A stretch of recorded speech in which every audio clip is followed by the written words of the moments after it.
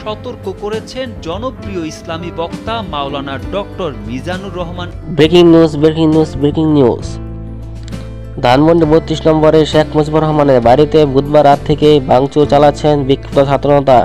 এরই ধারাবাহিকতায় গতকাল সাবেক সরকার ও বেশ কয়েকজন মন্ত্রীর বাসভবন ভাঙচুর চালানো হয়। এবার এই বিষয়ে কথা বলেন জনপ্রিয় ইসলামী বক্তা মাওলানা ডক্টর মিজানুর রহমান আজহারি।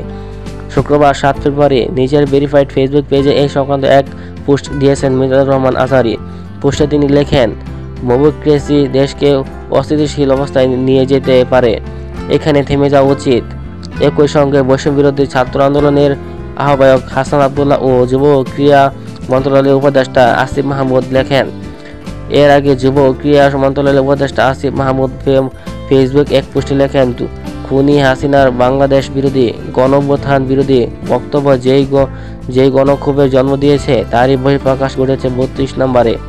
সরকার কি করবে? খুনি হাসিনা দেশের মানুষকে বিক্ষুব্ধ করে তুলবে, আর সরকার জুলাইয়ে সেই ছাত্রজনতার বিরুদ্ধে আইন শৃঙ্খলা বাহিনীকে অস্ত্র ধরতে বলবে। ইট মারলে পাটকেল খাওয়া প্রস্তুতি। ডেমোক্রেসি দেশকে অস্থিতিশীল অবস্থায় নিয়ে যেতে পারে, এখানেই থেমে যাওয়া উচিত। তবে শুধু সতর্কতা এবং থেমে যাওয়ার আহ্বান করেই আজহারি থামেননি। নতুন বাংলাদেশ গড়ার আহ্বান জানিয়ে তিনি লিখেন, লেটস রিবিল্ড আওয়ার নেশন। এর সঙ্গে তিনি হ্যান্ডশেকের ইমোজি